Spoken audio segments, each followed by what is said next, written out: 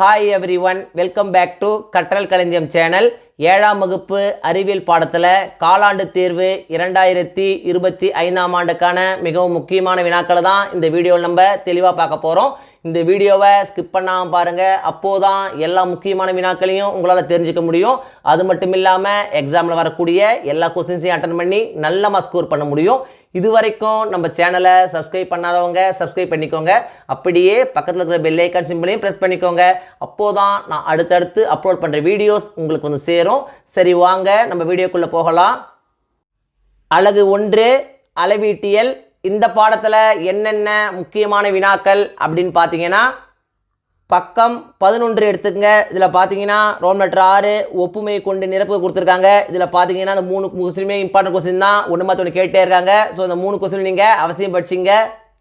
Next பார்த்தீங்கன்னா Rome letter 8 எடுத்துங்க. மிக சுருக்கமாக விடையளி கொடுத்துருக்காங்க. இதில் பார்த்தீங்கன்னா ஃபர்ஸ்ட் கொஸ்டின் ஒரு சில வழி அளவுகளை கூறுக. செகண்ட் கொஸ்டின் ஒரு ஒளியாண்டின் மதிப்பை தருக. ரொம்ப இம்பார்ட்டன்ட் கொஸ்டின். நெக்ஸ்ட் பார்த்தீங்கன்னா ஃபோர்த் கொஸ்டின் பொருள்களின் அடர்த்தியை காண்பதற்கான வாய்ப்பாட்டை தருக. சிக்ஸ்த் கொஸ்டின் வானியல் பொருட்களின் தொலைவை காண உதவும் அலகுகளை கூறுக. ரொம்ப இம்பார்ட்டன்ட் கொஸ்டின், அடிக்கடி கேட்குறாங்க. ஸோ இதை நீங்கள் அவசியம் படிச்சிங்க. நெக்ஸ்ட் பார்த்தீங்கன்னா ரோம் லெட்டர் 9 சுருக்கமாக விடையளி கொடுத்துருக்காங்க. இதில் பார்த்தீங்கன்னா ஃபர்ஸ்ட் கொஸ்டின் வழி அளவுகள் என்றால் என்ன, ரொம்ப இம்பார்ட்டன்ட் கொஸ்டின். நெக்ஸ்ட் பார்த்தீங்கன்னா ஃபோர்த் கொஸ்டின் ஒரு ஒளியாண்டு என்றால் என்ன. ஃபிஃப்த் கொஸ்டின் ஒரு வானியல் அலகு வரையறு. ரொம்ப இம்பார்ட்டன்ட் கொஸ்டின், அடிக்கடி கேட்கக்கூடிய கொஸ்டின். ஸோ இதை நீங்கள் அவசியம் படிச்சிங்க. நெக்ஸ்ட் பார்த்தீங்கன்னா ரோம் லெட்டர் 10 விரிவாக விடையளி கொடுத்துருக்காங்க. இதில் பார்த்தீங்கன்னா ஃபர்ஸ்ட் கொஸ்டின் ஒழுங்கற்ற வடிவமுள்ள பொருட்களின் பரப்பை ஒரு வரைபடத்தாளை பயன்படுத்தி கணக்கிடும் முறையை விவரி. செகண்ட் கொஸ்டின் ஒரு கல்லின் அடர்த்தியை ஒரு அளவிட முகவை மூலம் எவ்வாறு கண்டறிவாய். இந்த ரெண்டுமே பார்த்தீங்கன்னா ரொம்ப இம்பார்ட்டன்ட் கொஸ்டின் தான். ஒன்று மாற்றி ஒன்று கேட்டே இருக்காங்க. ஸோ இதை நீங்கள் அவசியம் படிச்சிங்க. நெக்ஸ்ட் பார்த்தீங்கன்னா ரோம் லெட்டர் 11 கணக்கெடுக்க கொடுத்துருக்காங்க. இதில் பார்த்தீங்கன்னா first question, second question, next பார்த்தீங்கன்னா ஃபிஃப்த் கொஸ்டின். இந்த மூணுமே பார்த்தீங்கன்னா ஒன்று மாற்றி ஒன்று கேட்டே இருக்காங்க. ஸோ இந்த மூணுத்தையும் நீங்கள் அவசியம் படிச்சிங்க. அலகு 2 விசையும் இயக்கமும். இந்த பாடத்தில் என்னென்ன முக்கியமான வினாக்கள் அப்படின்னு பார்த்தீங்கன்னா, பக்கம் 26 எடுத்துங்க. இதில் பார்த்தீங்கன்னா ரோம் லெட்டர் 4 ஒப்புமை தருவது கொடுத்துருக்காங்க.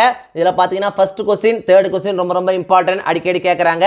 நெக்ஸ்ட் பார்த்தீங்கன்னா ரோம் லெட்டர் 5 மிக சுருக்கமாக விடையளி கொடுத்துருக்காங்க. இதில் பார்த்தீங்கன்னா ஃபர்ஸ்ட் கொஸ்டின் சீரான இயக்கத்தில் இருக்கும் அனைத்து பொருட்களும் சீரான திசைவேகத்தை கொண்டிருக்க வேண்டியதில்லை என்று ஆசிரியர் கூறுகிறான். காரணம் தருக. ரொம்ப இம்பார்ட்டன்ட் கொஸ்டின், அடிக்கடி கேட்கக்கூடிய கொஸ்டின். ஸோ இதையும் நீங்கள் அவசியம் படிச்சிங்க.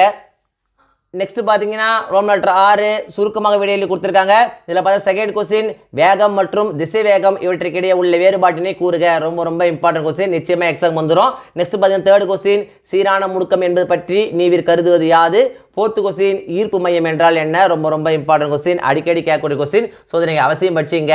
நெக்ஸ்ட் பார்த்தீங்கன்னா ரோம் லெட்டர் 7 விரிவாக விடையளி கொடுத்துருக்காங்க. இதில் பார்த்தீங்கன்னா ஃபர்ஸ்ட் கொஸ்டின் சமநிலையின் வகைகளை எடுத்துக்காட்டுகளுடன் விளக்குக. ரொம்ப இம்பார்ட்டன்ட் கொஸ்டின், அடிக்கடி கேட்கக்கூடிய கொஸ்டின். ஸோ இதை அவசியம் படிச்சிங்க. நெக்ஸ்ட் பார்த்தீங்கன்னா ரோம் லெட்டர் 8 கணக்கீடு கொடுத்துருக்காங்க. இதில் பார்த்தீங்கன்னா ஃபர்ஸ்ட் கொஸ்டின் செகண்ட் கொஸ்டின் ரெண்டுமே பார்த்தீங்கன்னா ஒன்று மாற்றி ஒன்று கேட்டே இருக்காங்க. ஸோ இந்த 2 கொஸ்டின் நீங்கள் அவசியம் படிச்சிங்க. அலகு 3 நம்மை சுற்றியுள்ள பருப்பொருட்கள். இந்த பாடத்தில் என்னென்ன முக்கியமான வினாக்கள் அப்படின்னு பார்த்தீங்கன்னா, பக்கம் 39 எடுத்துக்கங்க. இதில் பார்த்தீங்கன்னா ரோம் லெட்டர் 3 ஒப்புமை தருவது கொடுத்துருக்காங்க. இதில் பார்த்தீங்கன்னா first question second question and fourth question ரொம்ப இம்பார்ட்டன்ட், அடிக்கடி கேட்குறாங்க. ஸோ இதை நீங்கள் அவசியம் படிச்சிங்க.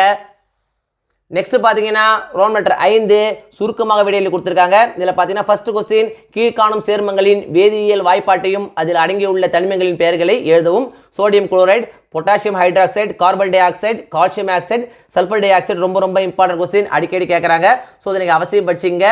நெக்ஸ்ட் பார்த்தீங்கன்னா தேர்ட் கொஸ்டின் ஒரு சேர்மத்தின் வேதியியல் வாய்ப்பாடு என்றால் என்ன, இதன் முக்கியத்துவம் என்ன. ரொம்ப இம்பார்ட்டன்ட் கொஸ்டின், அடிக்கடி கேட்கக்கூடிய கொஸ்டின். ஸோ இதை நீங்கள் அவசியம் படிச்சிங்க. நெக்ஸ்ட் பார்த்தீங்கன்னா ஃபிஃப்த் கொஸ்டின் கீழ்காணும் தனிமங்களின் குறியீடுகளை எழுதி அவற்றை திண்மம், திரவம் மற்றும் வாயு அடிப்படையில் வகைப்படுத்தும். அலுமினியம், கார்பன், குளோரின், பாதரசம், ஹைட்ரஜன் மற்றும் ஹீலியம். ரொம்ப இம்பார்ட்டன்ட் கொஸ்டின். நெக்ஸ்ட் பார்த்தீங்கன்னா சிக்ஸ்த் கொஸ்டின் கீழ்காணும் தனிமங்களை உலோகம், அலோகம் மற்றும் உலோக போலிகள் என வகைப்படுத்துக. சோடியம், பிஸ்மத், வெள்ளி, நைட்ரஜன், சிலிக்கான், கார்பன், குளோரின், இரும்பு மற்றும் தாமிரம். ரொம்ப இம்பார்ட்டன்ட் கொஸ்டின், அடிக்கடி கேட்கக்கூடிய கொஸ்டின். ஸோ இதை நீங்கள் அவசியம் படிச்சிங்க. நெக்ஸ்ட் பார்த்தீங்கன்னா 8th கொஸ்டின் கீழ்காணும் தனிமங்களின் வேதியியல் குறியீட்டை எழுதுக. Hydrogen, nitrogen, ozone, sulphur.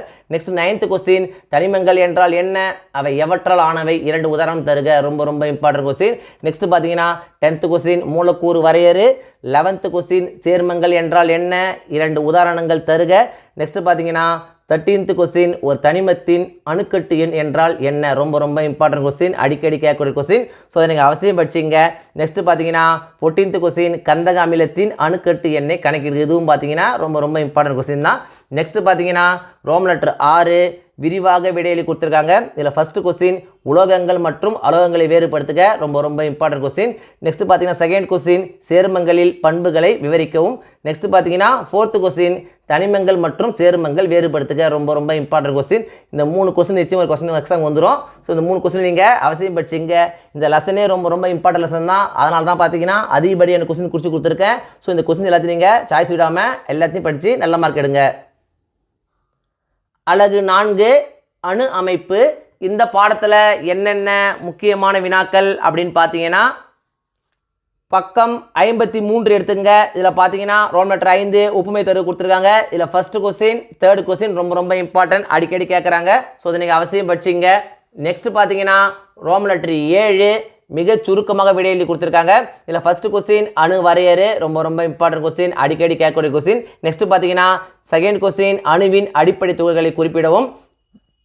3rd question அணு எண் என்றால் என்ன. ரொம்ப ரொம்ப இம்பார்ட்டன்ட் கொஸ்டின். நெக்ஸ்ட் பார்த்தீங்கன்னா 5th கொஸ்டின் நியூட்ரான்கள் ஏன் மின்சுமையற்ற துகள்கள் என அழைக்கப்படுகின்றன. ரொம்ப ரொம்ப இம்பார்ட்டன்ட் கொஸ்டின், அடிக்கடி கேட்கக்கூடிய கொஸ்டின். நெக்ஸ்ட் பார்த்தீங்கன்னா ரோம் லெட்டர் 8 சுருக்கமாக விடையெழுதி கொடுத்துருக்காங்க. இதில் பார்த்தீங்கன்னா ஃபர்ஸ்ட் கொஸ்டின் ஐசோடோப்புகள் ஐசோபார்கள் வேறுபடுத்தவும். ரொம்ப ரொம்ப இம்பார்ட்டன்ட் கொஸ்டின், அடிக்கடி கேட்கக்கூடிய கொஸ்டின். நெக்ஸ்ட் பார்த்தீங்கன்னா செகண்ட் கொஸ்டின் ஐசோடோப்புகள் என்றால் என்ன, ஒரு உதாரணம் தருக.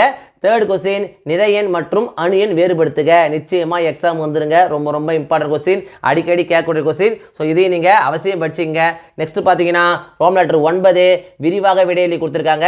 இதில் பார்த்தீங்கன்னா ஃபர்ஸ்ட் கொஸ்டின் அணு அமைப்பின் படம் வரைந்து அதன் அடிப்படை துகள்களின் நிலையினை விளக்குக. ரொம்ப ரொம்ப இம்பார்ட்டன்ட் கொஸ்டின், அடிக்கடி கேட்கக்கூடிய கொஸ்டின். நெக்ஸ்ட் பார்த்தீங்கன்னா செகண்ட் கொஸ்டின் ஒரு தனிமத்தின் அணு எண் மற்றும் நிறை எண் முறையே 26 மற்றும் 56. அந்த அணுவில் உள்ள எலக்ட்ரான்கள் புரோட்டான்கள் மற்றும் நியூட்ரான்கள் எண்ணிக்கையை கணக்கிடுக. அதன் அணு அமைப்பினை வரையும். ரொம்ப ரொம்ப இம்பார்ட்டன்ட் கொஸ்டின், அடிக்கடி கேட்கக்கூடிய கொஸ்டின். ஸோ இதையும் நீங்கள் அவசியம் படிச்சிங்க. அலகு 5 தாவரங்களின் இனப்பெருக்கம் மற்றும் மாற்றுருக்கள். இந்த பாடத்தில் என்னென்ன முக்கியமான வினாக்கள் அப்படின்னு பார்த்தீங்கன்னா பக்கம் 73 எடுத்துங்க. இதில் பார்த்தீங்கன்னா ரோம் லெட்டர் 5 மிக சுருக்கமாக விடையெழுதி கொடுத்துருக்காங்க.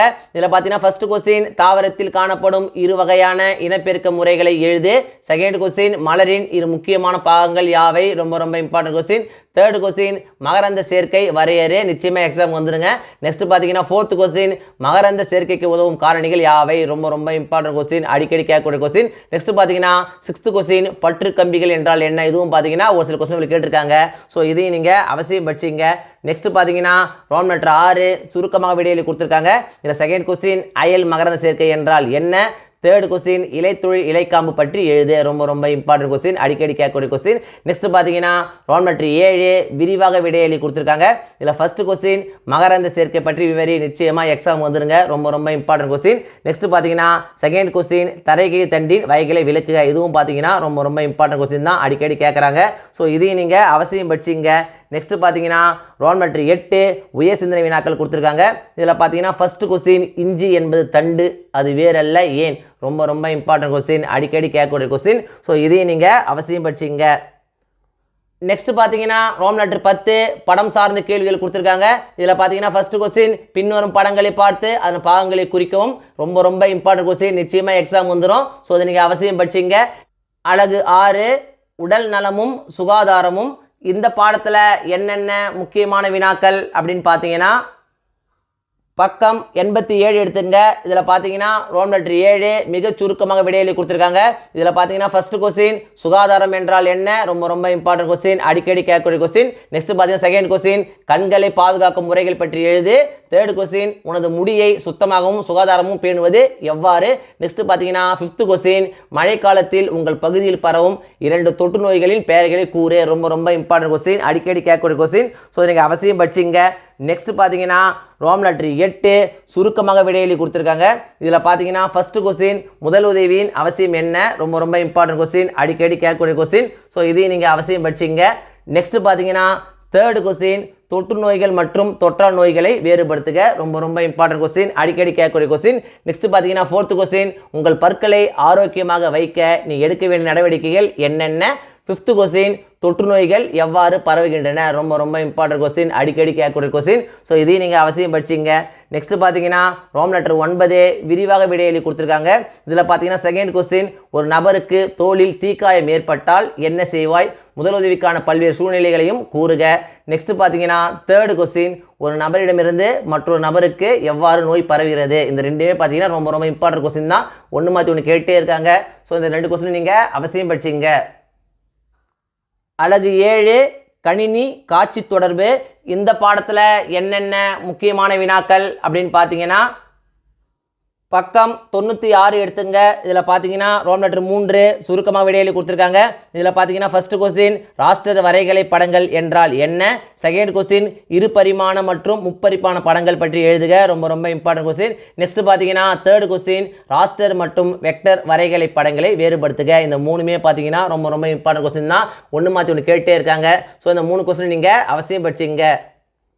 காலாண்டு தேர்வை பொறுத்த வரைக்கும் இந்த வீடியோவில் நான் கொடுத்துருக்கிற இந்த கொஸ்டின்ஸை மட்டும் நீங்கள் படித்தா போதும். எக்ஸாமில் வரக்கூடிய எல்லா கொஸ்டின்ஸையும் அட்டன் பண்ணி நல்ல மார்க் ஸ்கோர் பண்ண முடியும். 1 மார்க்ஸை பொறுத்த வரைக்கும் இம்பார்ட்டன்ட் 1 மார்க்ஸ் அப்படின்னு படிக்காதீங்க, எல்லா 1 மார்க்ஸையும் படிங்க. அப்போது தான் 1 மார்க் செக்ஷனில் உங்களால் ஃபுல் மார்க் ஸ்கோர் பண்ண முடியும். இந்த வீடியோ நிச்சயம் உங்களுக்கு யூஸ்ஃபுல்லாக இருந்துக்கணும்னு நம்புகிறேன். இந்த வீடியோ உங்களுக்கு பிடிச்சிருந்தா லைக் பண்ணுங்கள், கமெண்ட் பண்ணுங்கள், மறக்காமல் உங்கள் ஃப்ரெண்ட்ஸுக்கும் ஷேர் பண்ணுங்கள். வேறு ஏதாவது டாபிக்ஸில் உங்களுக்கு வீடியோஸ் தேவைப்பட்டாலும் கமெண்ட் பாக்ஸில் போடுங்க. Thank you. Thanks for watching my channel. See you in the next video.